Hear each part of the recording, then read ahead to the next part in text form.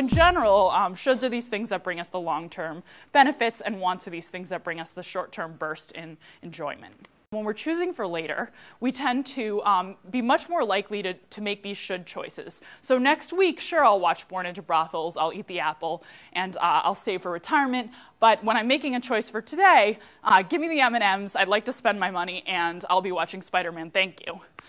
So I was interested in the question of whether or not this is a big effect in the field. Can I look at some field data from real businesses where this actually might affect their profits and where it might affect their understanding of consumer behavior? We found that shoppers spend a lot more when they're ordering for tomorrow than the more distant future, so we're more impulsive in spending for the nearer future. It was on order of magnitude of about $2.70 more we'd spend per day the sooner we'd be getting our groceries.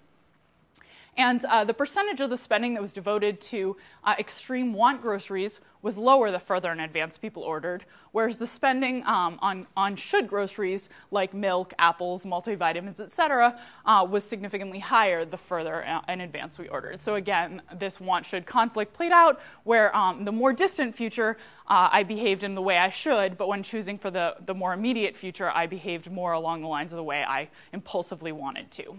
A, how can companies deal with it? And B, how can people use this research to be healthier? So the first conclusion from the work I've done is just showing you that when you're choosing foods and films in a naturalistic setting, we tend to favor wants over shoulds at a higher rate the sooner our choices will take effect.